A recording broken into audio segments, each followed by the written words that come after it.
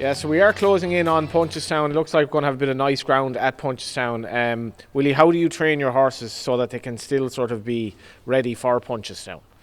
Well, they're very fit after coming back from Cheltenham and Aintree, and it's all about not overtraining them. I think you've got to get the balance between giving them time off, getting them fresh enough again, and then having them race fit for Punchestown as well. So it's just balancing each horse out, observing them and seeing how they are. Have you evolved your training down the years in terms of getting it as close to 100% right as you can? Yeah, I mean, this year we, with all the rain this year, we had to seriously change the way we do our training regime, and I worried coming into Christmas, had we enough done, or had we too much done with the weather that we had? But it worked out well, and we just kept that regime then because it's been so wet. It's wettest winter I've ever seen here, I think, in Closutton, as long as I'm here, and we changed a few things, but they worked. It could hopefully it'll stay working till Punchestown. Well, yeah, we'll see, because Punchestown could be special as well. Nicky Henderson bringing over some horses that have come back from, I suppose, the little illnesses or whatever, the question marks against them, and it could be a very, very lively Punchestown. Yeah, Nicky's always always brings a bit of atmosphere to Punchestown. He brings over some nice horses. He's good fun. Win, lose or draw. He's the punters love him, and the racegoers love seeing other horses from other countries coming to Punchestown, and he's going to add a bit of sparkle to it. Who are you looking forward to running there in particular? Oh, I suppose Galopin Des Champs, Lossiemouth, Ballyburn, enviable Pass, all those horses that have performed well over the winter, and be nice to have them in Punchestown. I think Punchestown is a great meeting. Socially, everyone from all jump racing people come, and it's 5 days of fun, and then you have the once a year racegoer who comes over to Punchestown just to enjoy the atmosphere. We get a lot of English visitors over and a few French visitors as well, so all adds up to the mix. There was Aintree in between Cheltenham and Punchestown. It seemed like everyone had a lot of fun at Aintree, and that was even if you didn't win even if you didn't win the Grand National. Aintree is it's like end of season, end of year, end of term, and people let down and relax in Aintree. It's a good fun place, like Punchestown. How did you mix it in this year with your kind of aspiration to win a first British title as well? Well, of course, Aintree was big because we had to hopefully win the national, which Maximus did nicely, and then we had to play a lot of our other cards early in case we did win it. There was no point in trying to win it after, and we had a fantastic time. 4 other winners, and LA Tomps, Mythical Power, Impere Pass, and just the horses like that are fantastic to win Grade 1s. Ilete Tomp, you were telling us beforehand, you're really taken by his walk beforehand and how he's developing, and both he and Mystical Power, could they run a Punchestown? Yes, if they recover, and they seem to be fine at the moment. Weather-wise, the weather's picking up, the ground will be picking up, and that'll make it easier for them to recover as well, I think. What was the national like? I was trying to watch all my runners, and with especially the JP's one with the different caps, and then trying to keep an eye on Patrick, on Statler, so he went early, and it was just looking around, and then when I saw Paul looking for room, going to the second last, I said he looks like he has plenty in hand, and then I thought, he's just going to get caught up in a bottleneck, and Paul just remained cool and calm and waited until he edged out and got through. And then it was as if my body took off. I started shouting him home, which I don't normally, and I couldn't stop. So this race is still, it's something a bit different about it. Oh yeah, it's winning the national. What's the first race you see when you're a kid on TV? Everyone brings you in to watch the national, and it's part of the history of jump racing. Everyone wants to win a national from the time they can understand what's going on. And I'm no different. When you won it with Hedge Hunter, a completely different race. What's your take on the changes and the different race that it is now?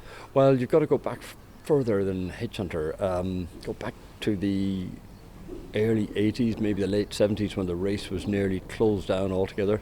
There was no one going to Aintree. It was a one-day meeting with average prize money. The national, the name, the Grand National, just the tradition of it is what kept people going. And then Mike Dillon and Nigel Payne for Coral, whether Ladbrokes, took it over, and they set about a plan to make it a great race once again. A lot of things have to change, nothing stays the same forever. So now we have £1 million Grand National with lots of changes, but we still have it, and we have a 3-day festival with grade ones bolted onto it as well. So they need to be thanked. They were inducted into the Hall of Fame in Aintree at the last meeting, at the Grand National meeting, so congratulations to them and the people who saved Aintree, but they led the charge.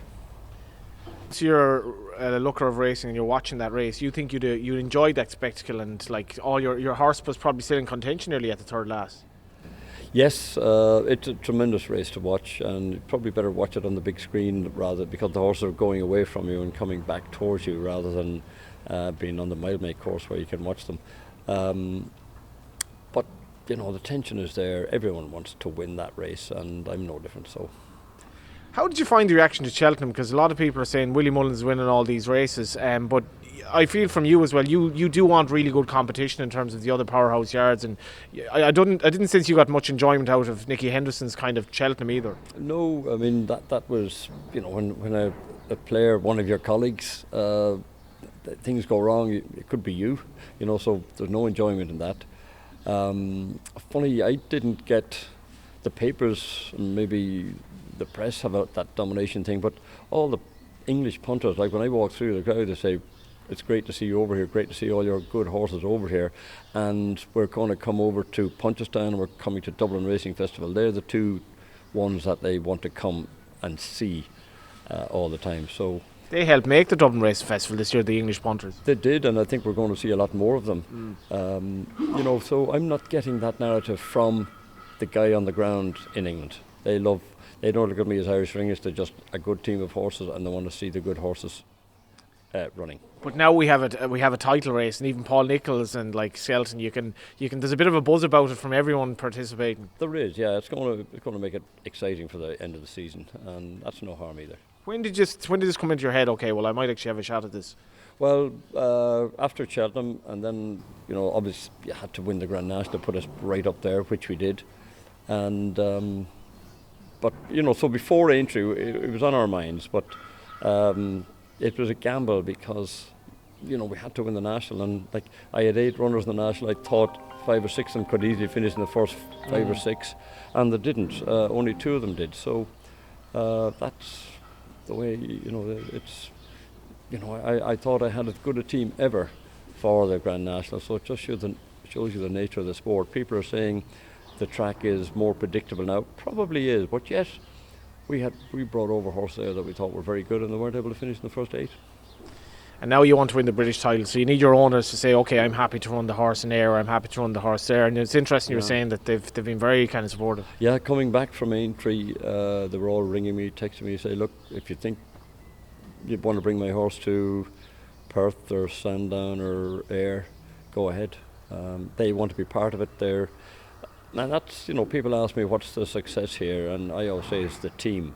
It starts with the owners, great team of people, and then staff and team of horses. It's all about team, and people want to be part of the team, and they've said, go ahead and run the horses where you think is best. Just riders as well. Paul Townend first, but like Danny rode a Grade 1 treble in the first day of the Dublin Racing Festival, so you're quite well stocked. Yeah, I mean the depth of riders we have here. Paul, Patrick, Danny, Brian Hayes, Rachel Blackmore rides out most days. You could have 3 or 4 other jockeys. I mean, when you grow up here on a work morning, we have a huge amount of talent, because a lot of riders like to come if we have and have their foot in the door, just in case we have 6 or 7 runners in a handicap. And the 6th one, 6 Joyce can win a handicap, and so the Mikey O'Sullivan, another one there. It's And if you're foot in the door, you have a chance of winning a good race. Paul has a bit of a battle on in the Jockeys Championship as well, so he's 4 behind after yesterday. Yeah, it's going to be tougher for him this year. But he's still got 3 weeks, and I know we'll be probably bringing a few horses to England, which will deplete his reserves, and Jack will probably get rides from all and sundry, but which is fine too, and that's what happens in championships. Races are good, like good battles. Good battles, yeah, and you could back, if Paul or Jack are riding a 10-to-1 shot, you could still back them, because it's funny at the end of the season how those guys produce winners when they're so focused. And so it's worth having a few quid on them even when they're riding outsiders. Your mother passed away this year. How proud would she have been of? How much would she have enjoyed Aintree? Because she would have been there, obviously. Yeah, she would have enjoyed Cheltenham and Aintree. She'd have been and she'd be looking forward to the end of the season. She'd be looking forward to Punchestown. She loved Punchestown. And last year, after COVID, when I brought her to Punchestown for one day, I thought, that'll do now, because everyone was locked up for so long, and she rang me up the following morning. What time was they collecting her? 5 days. She did Punchestown, and she was in better form after the 5th day of Punchestown, and it brought home to me how the social side of racing is so good for people, and the amount of people that said during COVID it was brilliant to see live sport and live racing on the TV, even though they couldn't go. And I think we just undervalue the social side of racing, and it's something that's there to be enjoyed. And racing needs to sell that, doesn't it? I think so, more, yeah. I know the gambling side is probably what pays for the prize money in that, but there's such a wonderful side of racing socially. Like Galway's coming up, and the people you meet there, you're saying you might even run Fernie Hollow on the Galway Hurdle. 147.